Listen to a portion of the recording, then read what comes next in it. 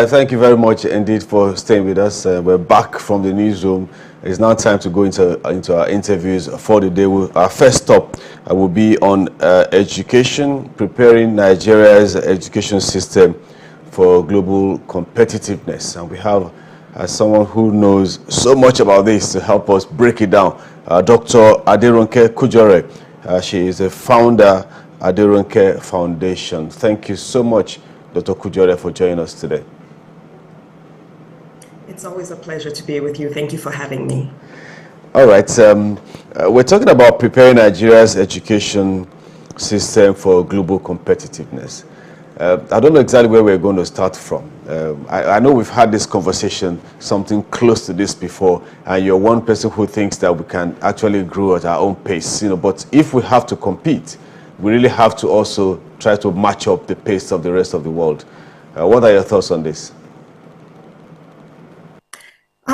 So yes, if we think about the status quo, how we're working today, we have to do it at our own pace because everyone is, most countries are so far ahead of us. But as we think about global competitiveness, that's a totally different ballgame. And I think it will take a couple things. It will take some significant structural changes, as well as leaders who, one, have the willpower, and two, have both things like the vision, the ability to rally people together, the courage to do it, because it's going to have to be something that is very different from what we're doing today. And it's honestly something that cannot happen overnight. It will take a significant amount of time. I would say at a minimum, we can expect something like 20 years. And so when you think about the current political system, unfortunately, we don't have leaders that are in office for that long, which is a good thing in many ways. But when you want to restructure a system, one of the things that is important to do something like that is ensuring that there's continuity over time. So it will take some significant structural changes, but it's not something that is totally impossible to do if we have people who are really interested in getting it done from a political perspective today. All right. So, what I take from your submission is that there has to be some kind of commitment from the political leaders. So, how about so we can talk all day about what politicians and political leaders should do and how much commitment they should show in terms of funding. They call it political will, right?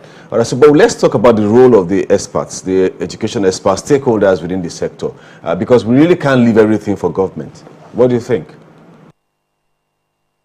I think the reason why we think about the government is because it requires structural change. Right now, our education system, like many other systems within the country, is highly dependent on the political party in office. And I think even if you have people like me and others who are interested in change, unless we change the vehicle that actually drives education within the country, we won't see that change. And what I mean is this. So if you think about how our political system currently exists, every 4 years, we're changing our minister at a minimum. Sometimes it's more than that within the 4 years. And every time a new minister comes, there are new directives. And oftentimes the old projects are put aside for new projects. It's difficult at best to transform an educational system of a country that has been as, denigrated as ours in 2 years, 3 years, 4 years. And so in order for it to change, I think one of the things that both the political leaders and non-political leaders need to do is really come together to the table to think about how we insulate our education decisions from politics, whether it's establishing a separate entity whose members are not elected or appointed politically, who are either bipartisan or who are appointed based on merit, as a bunch of people that actually can continue to lead education, regardless of what party is in office, it really will be difficult. And so that's why it requires political leadership, because everyone has to agree that we want to turn around the education system, and we need to put things in place that allow it to turn around. Once we have a structure that is independent of, the political powers in office at a particular time, then you can start thinking about the policies and mandates and things like that. And honestly, even from a budgetary perspective, it shouldn't be dependent on the presidency or the political party in office. The budget really should be, a mandated percentage of our annual budget that comes out every year, regardless of who is in office. And so those are the reasons why it can't just happen independently, with non-political parties, non-political persons. I think it's important that everyone comes together to agree that we have an education problem. It cannot be solved with 2-year, 3-year terms of leaders. And so it needs to be separated from our current structures, restructured, led by people who are able to lead it based on merits, and insulated from, the changes that we see from a political perspective, so that we can actually see longevity, because the system is very rotten today, and we need enough time to be able to allow what exists today to fade out of the system for something fresh and new that is actually quality to be able to grow if we're going to change the system as a whole. Right now, all we're doing is band-aids, and there's no, you can see some changes in small pieces of our educational system from here and there, but there's no guarantee that it's going to be there 4 years later or 2 years later. I get you, but I want us to, speak to some specifics. You've talked about, the need to have some structural changes. So in terms of deliverables, what would we need to do to transform or take our educational system to the next level? Sure. I think a couple of things to think about first is, when you look at countries who are actually being successful from an education perspective, countries like whether it's Singapore or China or Finland or some of those other countries out there, Switzerland, I think, is another one. Even Canada has, a pretty, strong educational system. When you think about those countries, what is it that they all possess that makes them strong year over year? And you'll find out that it's things like, inclusion, making sure that all their children are educated. So there are no out-of-school children in many of those countries. You don't have issues with girl-child education in many of those countries. There is interest from the public in those countries.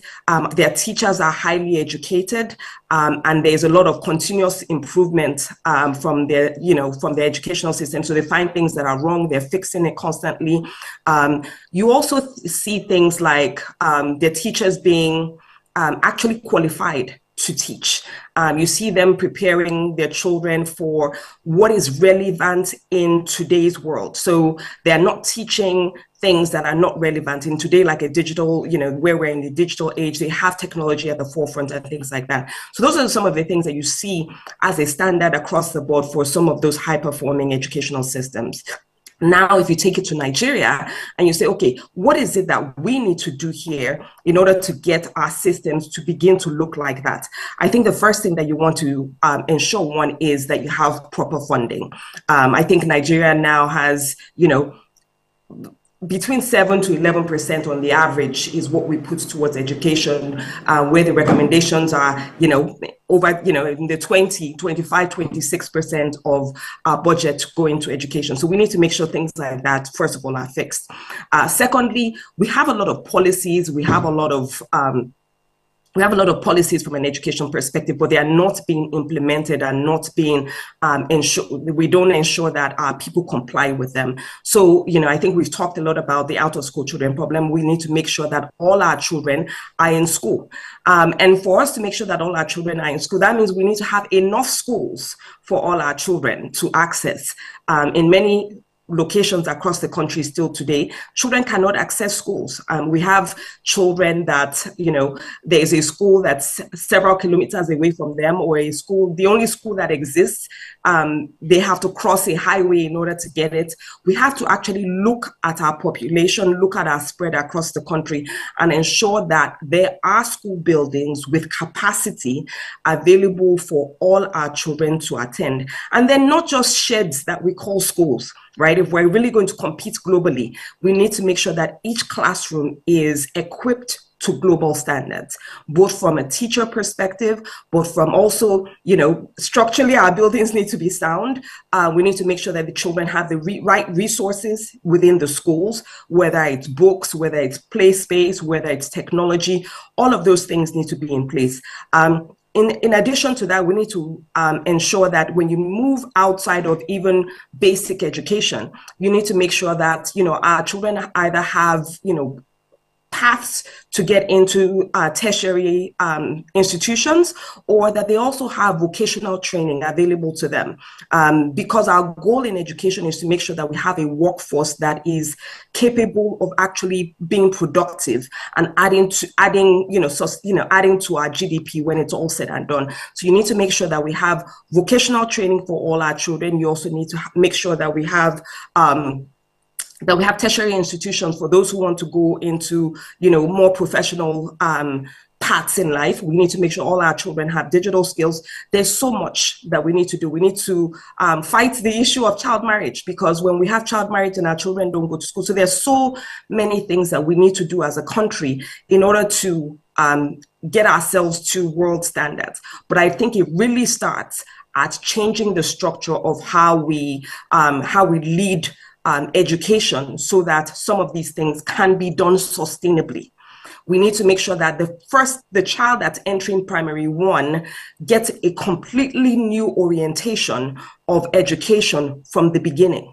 We also need to make sure that there's involvement from the parents. If the parents are not, don't have a stake in it, we will not be successful. All of the countries that you look at that are top performing, the parents are engaged. The parents actually do believe in the value of education. So there's a lot that we need to do, but I think it really starts from changing the structure of things so that we can have that longevity and see the change come out. We also need to make sure our reporting is good. So oftentimes we come and we say we're doing, but there's no way to track it. We need to make sure that schools are testing the children, that it's actually a test that we can all trust. So there's visibility into what's going on. In many schools, I think, thinking about the US, in many schools, they publish grades. They publish exam results per school.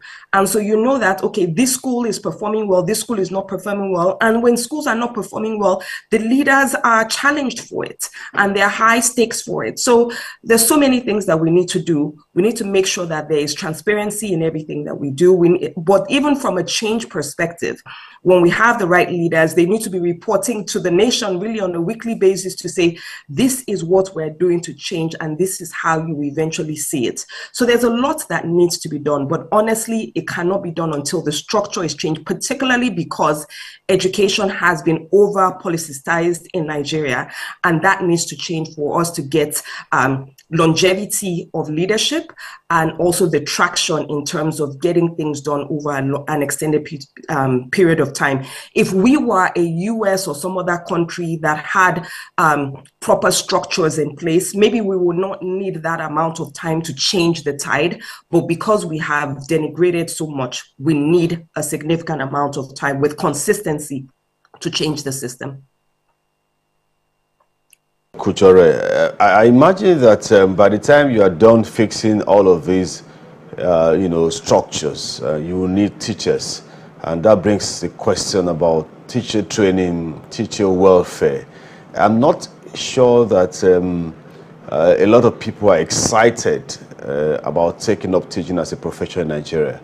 That's also a challenge. Now, when you talk of certain remote areas where you have what you call sheds at schools, the question would then be, who are the teachers who will be willing to be posted to such a place to also work? What's the guarantee that they can have, access to, basic the basics of life, and they also be able to, provide for their family and all whatnot. So let's also turn our attention to the teacher training and welfare of teachers. Sure. So, and that's why it's a long-term game, right? You cannot expect us to continue to use the teachers that we have today, or to use the methods that we have today for hiring teachers, for training teachers. You cannot expect that to work if you're expecting to be able to compete at a global level. Let me take you back to this idea of a 20-year transitionary plan. If we were transitioning over 20 years, one of the things, for instance, that I would suggest is that you take your NYSC population and actually train them specifically to be good teachers, right? Provide them the education necessary to be good teachers. And then when you post them across the country, ensure that they're able to live decent lives in those areas while they are teaching in schools. There's no way you can use the teachers that you have today, which means that you will have to pay them more, which means that you have to make sure that they have decent accommodation, which means that you have to make sure that you are monitoring their performance in these schools, which means that when you find those that are not performing, that you pull them out and you pick up somebody else that's willing to work, to go in there and do the work. In all honesty, if the funding is available and the atmosphere is conducive, it is not impossible for you to be able to attract top talent to come into remote areas across the country and teach. If you think about it, we all come from some village or some town somewhere. If we all came together to say we all want to put our hands together to change the educational system, there's no reason why someone like me with a PhD from Howard University or whatever the case is cannot go and dedicate 2 years or 4 years to teaching in my village in Ejebode, if I understood that the government is actually looking to change the tide and they provided the basics for me to be able to live and, live decently in those areas. So it's not absolutely impossible, but we really have to change the way we're doing it. I think about schools that we have here in the United States, and in secondary schools, in primary schools, you actually have highly trained individuals. You have professors of math, you have professors of different top subjects that are teaching children in the classroom in primary schools and in secondary schools. So you can attract top talent if the atmosphere around is conducive and you have the funding to actually give them a decent life. Many times people don't need a lot, but they need to know that the government is committed to change for them to also sacrifice themselves to be where they need to be to give our children the education that is necessary. All right, thank you. I'm excited when I hear you speak about digital skills, because I know that a lot of things have gone digital.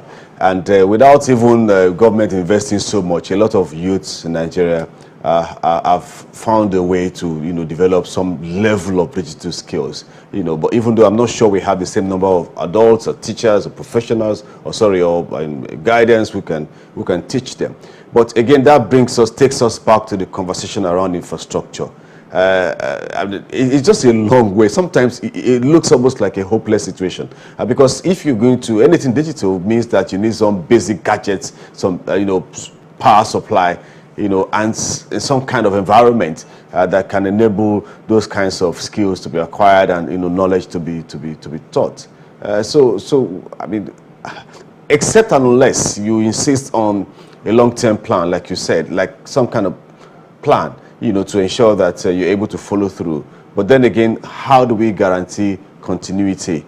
How do we guarantee little or no political interference? Those, for me, are the issues. I'd just like to take your closing thoughts on that.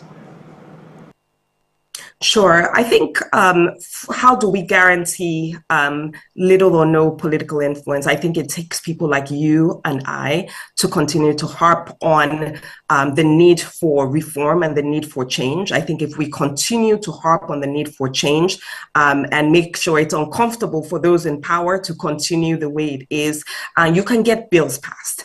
I think it just takes us standing up for it. But in terms of looking at some of our remote areas and things like digital education and stuff like that, I think the good thing is that there are ways to make progress. There are ways to begin to make progress without a lot of infrastructural changes. I'll give you some examples. The one thing we're lucky about is that we're in a country where solar power is possible. Right. And we're beginning to see the cost of solar installations go low. There are countries in Africa where people are manufacturing, solar generated devices and things like that. So those kind of things can be learned from other African countries and brought into our remote areas in terms of power. How do you power these devices?